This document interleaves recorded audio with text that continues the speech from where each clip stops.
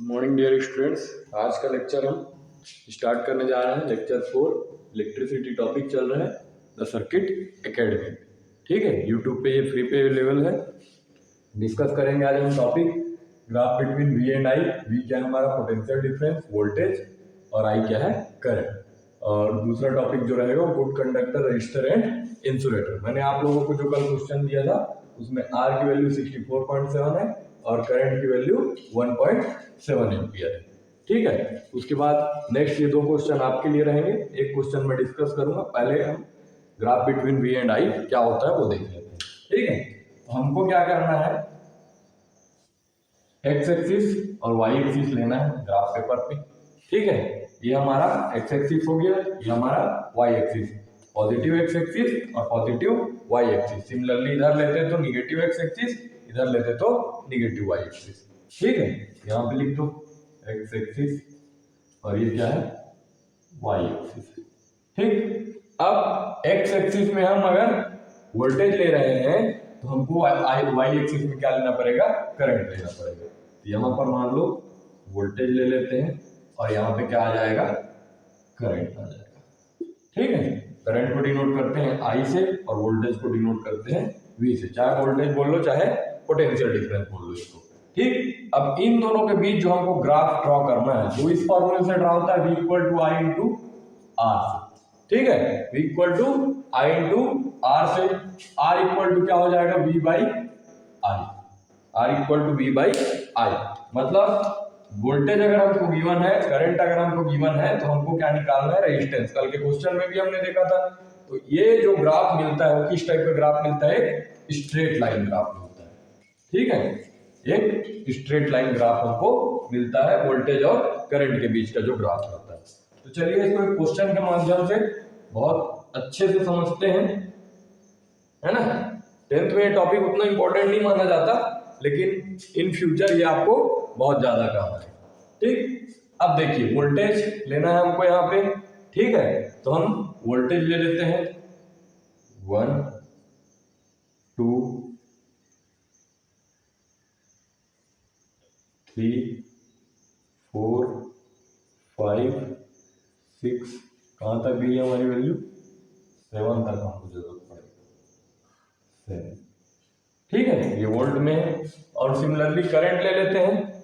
Current की जो value आएगी 0.1 0.2 0.3 0.4 और 0.5। ठीक है, इसका यूनिट एम्पियर है, इसका यूनिट वोल्ट है ना। तो सबसे पहले पहली वैल्यू के लिए देखते हैं अपन। सबसे पहले पहली वैल्यू कितनी है, 0.85। तो एक से पहले आएगा। यहाँ पे छोटा छोटा डब्बा अगर आप चाहो तो बना सकते हो, ग्राफ पेपर में पहले से बना रहता है। 1 2 3 4 5 6 7 8 9 और ये 10। 0.85 बोल रहा है, कहाँ पे आएगा, 1 2 3 4 5 6 7 8 के बाद और 9 के पहले, मतलब यहाँ पे। ठीक है, और उसके लिए कितनी है वैल्यू, 0.05। अब ये 0.05 तो ये 1 है, यहाँ पे कहीं पे 0.05 होगा। इन दोनों बिंदुओं को मिलाते जाओ, ऐसे ही बनाया जाता है ग्राफ। ठीक है, पहले क्लासेस में पढ़े होगे। देन उसके बाद 1.70 के लिए 0.1। अब 1.70 कहाँ पे आएगा, 1 2 3 4 5 6 7 8 9 और ये 10। काउंट कर लो, 1 2 3 4 5 6 7। ठीक है, 7 के लिए 0.1। ठीक, 7 के लिए 0.1 है ना, सॉरी 1.7 के लिए कितना है, 0.1। देन उसके बाद 3.5। तो 3.5 यहाँ पे थोड़ा ज्यादा गैप हो गया, ये 3 है मान लो। 1 2 3 4 5 6 7 8 9 10। 3 कितना है, 3.5। तो 1 2 3 4 5 यहां से अपने को उठाना है। और उसके बाद 3.5 के लिए कितनी है, 0.2। 3.5 के लिए 0.2। उसके बाद नेक्स्ट है अपना 5 के लिए कितना है, 0.3। 5 के लिए 0.3, ठीक है। देन उसके बाद 6.8 यहाँ पे बना लो, 1 2 3 4 5 6 7 8 9 और ये 10, कितना 6.8, 1 2 3 4 5 6 7 8, इसके लिए कितनी है 0.4, ठीक है।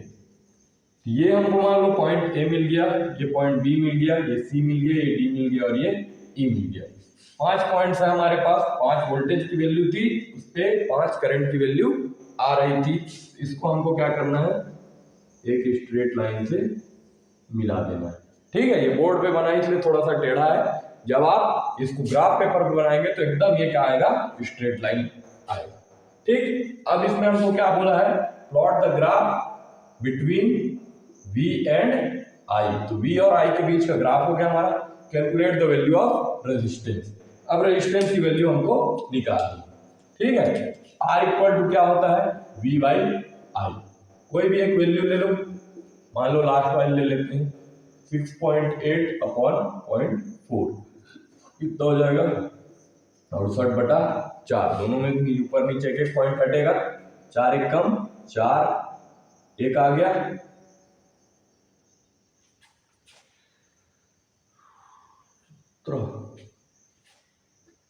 सॉरी 2 आएगा, 4 एकम 4, 2 आ गया, 4 सत्ते 28, कितनी आ गई रेजिस्टेंस की वैल्यू 17 ओम, ठीक। सिमिलरली दूसरे वैल्यू के लिए करके देखते हैं, V बाई आई 5/0.3, कितना हो जाएगा 50/3,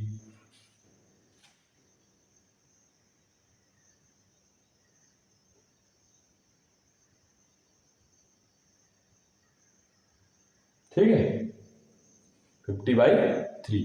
तो यहां से आप कैलकुलेट कर सकते हो, 3 एकम 3 और 3 छंग 18, 2 बचेगा 0.8, मतलब लगभग 17 के क्या है बराबर आ, ठीक है। तो हर वैल्यू पे 0.1 0.2 का डिफरेंस हो सकता है, लेकिन वैल्यू आपकी कितनी आएगी, लगभग 17 ओम के बराबर की वैल्यू आएगी, ठीक है। अब सिमिलरली यही क्वेश्चन जो हम बनाए हुए हैं उसी टाइप का एक क्वेश्चन आपको यहाँ पे दिया हुआ है, the value of potential difference applies across the resistor and corresponding value of current I flowing in the resistor are given below. ये आपको वोल्टेज दे दिया, ये आपको करंट दे दिया, प्लॉट करना है आपको वी आई ग्राफ और कैलकुलेट करना वैल्यू ऑफ रेजिस्टेंस, जैसा इसमें काम किए सेम वही काम करना है, बस वैल्यूज क्या हो गई है वहां पे चेंज हो गई। देन उसके बाद कीपिंग, एक क्वेश्चन और है, keeping the potential difference constant the resistor of the circuit is doubled by how much does the current change. ये क्वेश्चन कल मैं करा चुका हूं, आपको थ्योरी पढ़ा रहा था उतने टाइम बता दिया था कि अगर वोल्टेज किसको अपन कांस्टेंट कर दें, रेजिस्टेंस को कांस्टेंट कर दें और उसके बाद वोल्टेज को डबल करें तो करंट की वैल्यू क्या होगी, और अगर करंट वोल्टेज को कांस्टेंट कर दें और करंट की वैल्यू चेंज करें तो रेजिस्टेंस की वैल्यू क्या होगी, ठीक है। ये दोनों क्वेश्चन आप कल बना के लाएंगे और इनका आंसर मैं आपको कल लेक्चर पे बताऊंगा, ठीक है। अब देन उसके बाद आगे बढ़ते हम अपने दूसरे टॉपिक पे, जो है हमारा गुड कंडक्टर, रेजिस्टर और इंसुलेटर। तो सबसे पहला गुड कंडक्टर क्या होता है, गुड कंडक्टर, ठीक है। गुड कंडक्टर क्या होता है, जिसमें पहला पॉइंट इसमें नोट कर लो, फ्री इलेक्ट्रॉन्स होते हैं, फ्री इलेक्ट्रॉन्स, ठीक है। वो क्या करता है, गुड कंडक्टर क्या करता है, इलेक्ट्रिसिटी को इजीली फ्लो प्रोवाइड कराता है अपने थ्रू, ठीक है। दो substance which has a low electrical resistance are applied are called good conductor, it allow electricity to flow through it easily, ठीक है। ऐसे मटेरियल या ऐसे पदार्थ जिनका रेजिस्टेंस क्या होता है, लो होता है, और इलेक्ट्रिसिटी को क्या करते हैं, इजीली फ्लो को अलाउ करते हैं, ठीक है। इलेक्ट्रिसिटी के फ्लो को इजीली अलाउ करते हैं और रेजिस्टेंस उनका कम होता है, तो उनको क्या बोलते हैं अपन, गुड कंडक्टर। उसमें फ्री इलेक्ट्रॉन्स होते हैं, एग्जांपल इनका सिल्वर, चांदी, ठीक है, और आपका कॉपर और नेक्स्ट है एल्यूमिनियम। ठीक, अब कॉपर और एल्यूमिनियम, तो एल्यूमिनियम आपका हाई ट्रांसमिशन लाइन में यूज होता है, कॉपर जो है आपका घर में जो वायरिंग होता है उसमें यूज करते हैं, एल्यूमिनियम का यूज खंबे से जो लाइट लेके आते हैं आपके घर में ग्रिप तक, उसमें भी यूज किया जा सकता है, किया जाता है। और देन सिल्वर चांदी, चांदी को बोलते हैं, काफी महंगा होता है, इस वजह से उसको इलेक्ट्रिसिटी के फ्लो में यूज नहीं करते हैं जनरली, लेकिन कहीं कहीं पे ये यूज होता है, जैसे सोलर पैनल में शायद से कहीं पे ये यूज होता है। ठीक है, देन उसके बाद सेकंड है अपना रजिस्टर।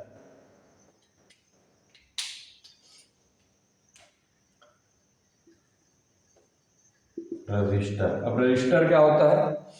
दो substance which have completely high electrical resistance are called register, they it reduces the current in the circuit. अब रजिस्टर का सिंबल अपन जानते हैं, जिसका रेजिस्टेंस क्या होता है?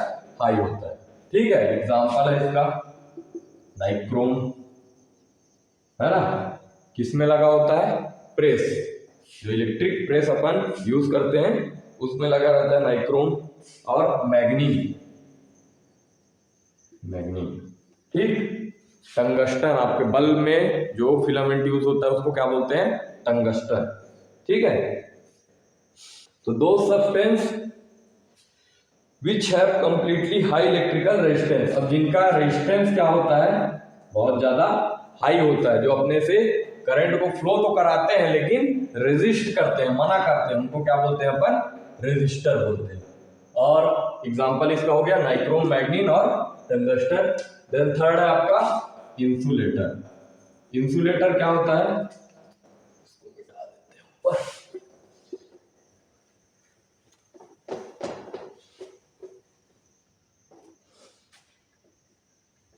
इंसुलेटर जिनका रेजिस्टेंस क्या होता है? इनफाइनाइट होता है। ठीक है, ये अपने थ्रू इलेक्ट्रिसिटी को क्या करते हैं? अलाउ नहीं करते हैं, फ्लो को, इलेक्ट्रिसिटी के फ्लो को अलाउ नहीं करते हैं किसी भी कंडीशन पे। एग्जांपल इसका रबर और वुड, ब्लैक बोर्ड भी नहीं अलाउ करेगा, दीवार भी नहीं अलाउ करेगा। ठीक है, तो इन सब, ये सब चीजें जो है वो क्या कहलाएंगी? इंसुलेटर, जो इलेक्ट्रिसिटी के फ्लो को अलाउ नहीं करती। The substance which have infinitely high resistance are called insulator, rubber and wood इसका एग्जांपल। ठीक है, तो आज का लेक्चर इतना ही है, 2 क्वेश्चन आपको बनाने हैं। ये क्वेश्चन ये आज ये मैं बनवा चुका हूं और ये आपको कल बता दिया गया था। ठीक है, अब अगले लेक्चर में हम ये डिस्कस करेंगे इसके आगे के टॉपिक। ठीक है, थैंक यू।